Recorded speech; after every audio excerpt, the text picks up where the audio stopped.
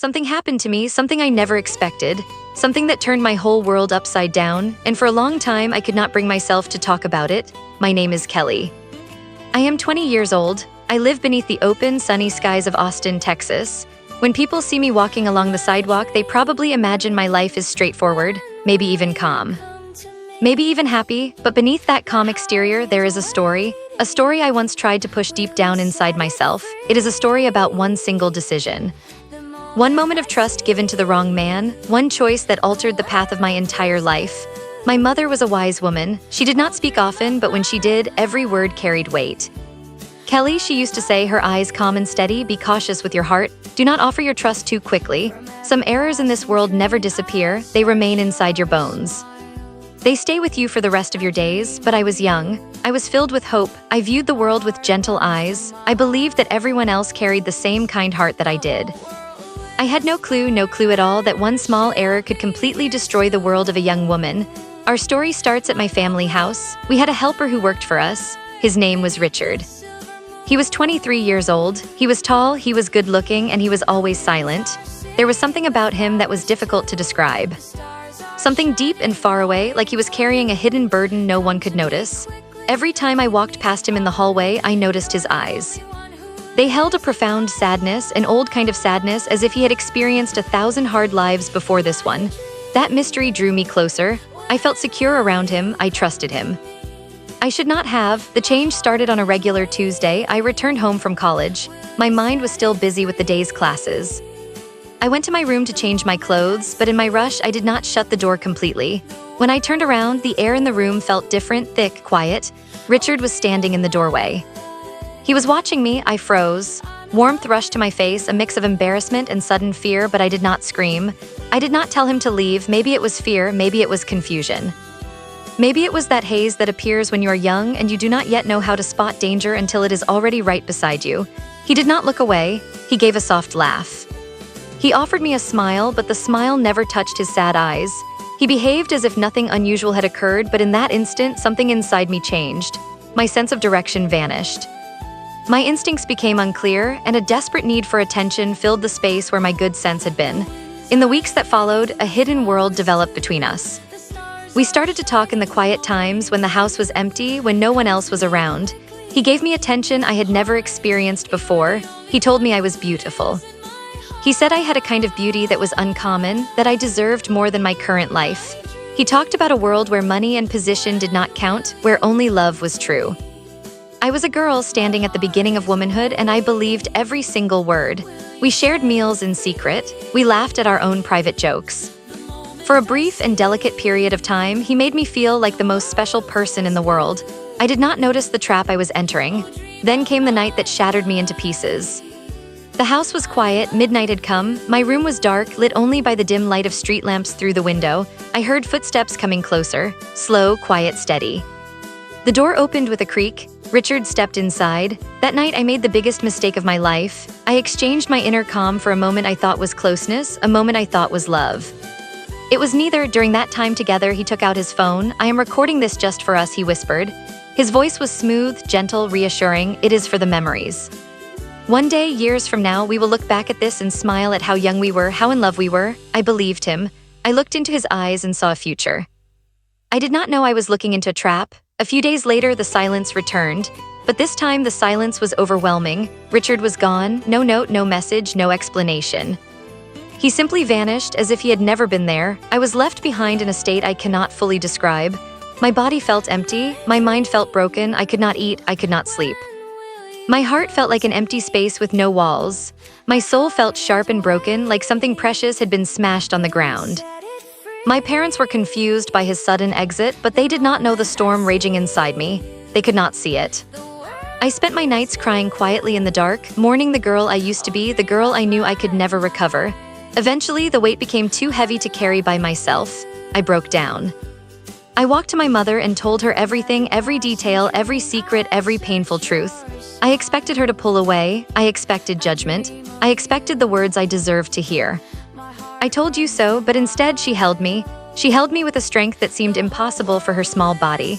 Kelly, she whispered into my hair. Her voice was low and steady and full of love. You are not defined by this. Yes, you made a mistake, but a mistake is only a chapter. It is not the whole book. You must stand up again. You must begin again. Her grace was the thing that saved me. I wiped away the tears of the past. I gathered every bit of strength I had left and I built a new life. I found a job at a small technology company. I threw myself into the work with fierce determination. I left no space for painful memories. I became skilled at what I did. I found peace in the logic of code, in the order of systems, in problems that had solutions. The past slowly became quieter, not gone, but quieter. One morning, something unexpected happened. A man named Mr. Luke arrived at our small office. He was the CEO of a large international company.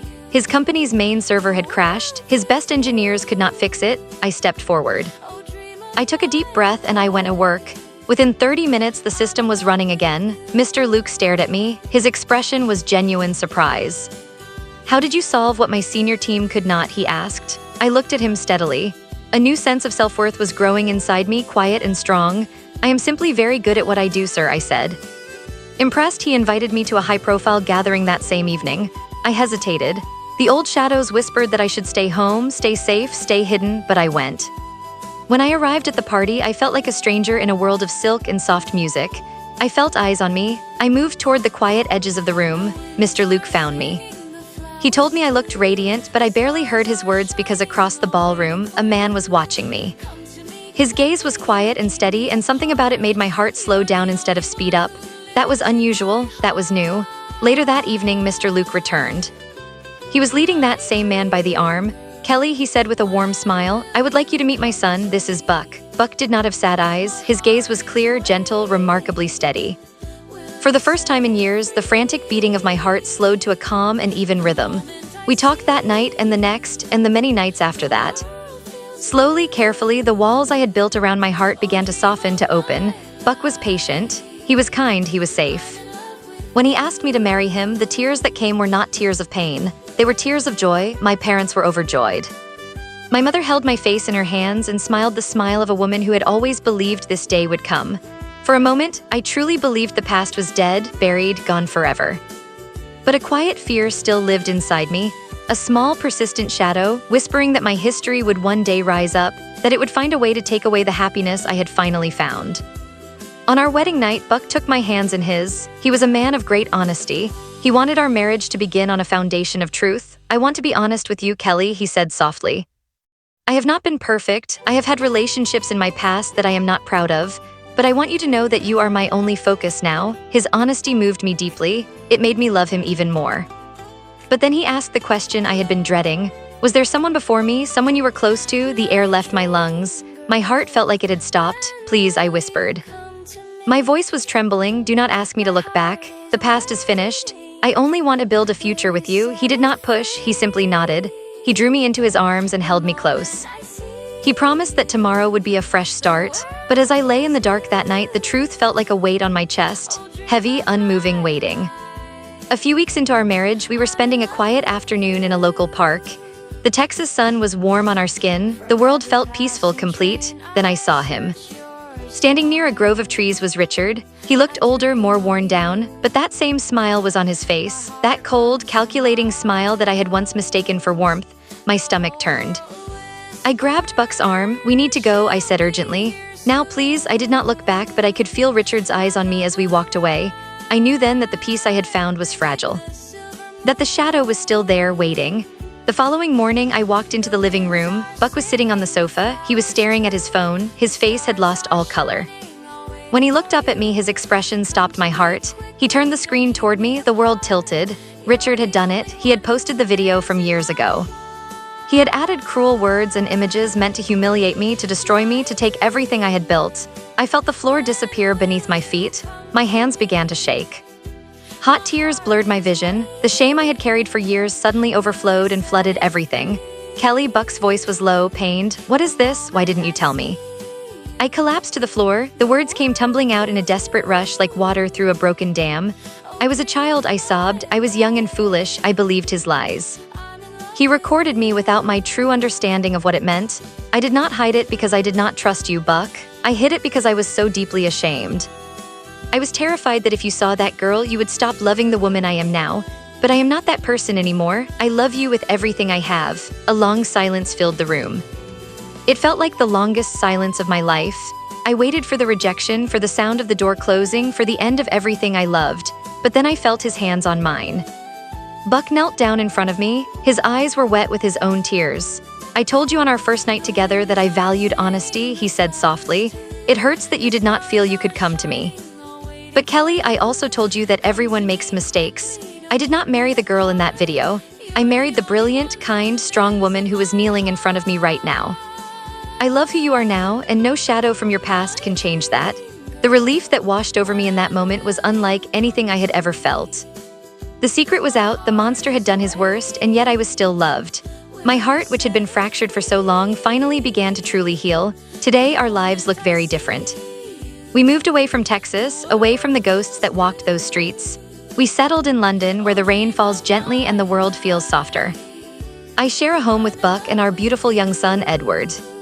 Our home is not just a building, it is a sanctuary built on a foundation of radical honesty, of unwavering trust, of two people who chose each other through the truth of who they really were. I look back at my younger self now with different eyes, not with shame, not with regret, with quiet compassion. I learned a difficult lesson. Not every person who speaks of love intends to cherish you. There are people in this world who seek to consume your light for their own purposes, who see your trust as a weakness they can use. But I also learned something else. I learned that there is a different kind of person, a person of genuine honor, a person who sees your scars not as flaws but as proof of your strength. My mother was right, some mistakes stay with you, they settle into your bones just as she said, but she was also right about something else. A mistake does not have to be the end. It can be the beginning of a much deeper, more honest, more beautiful story. When you find a person who respects your journey, who protects your peace, who loves you through the truth of your past, hold on to them. They are the rarest kind of blessing. Thanks for listening to my story. If you liked it, hit that subscribe button.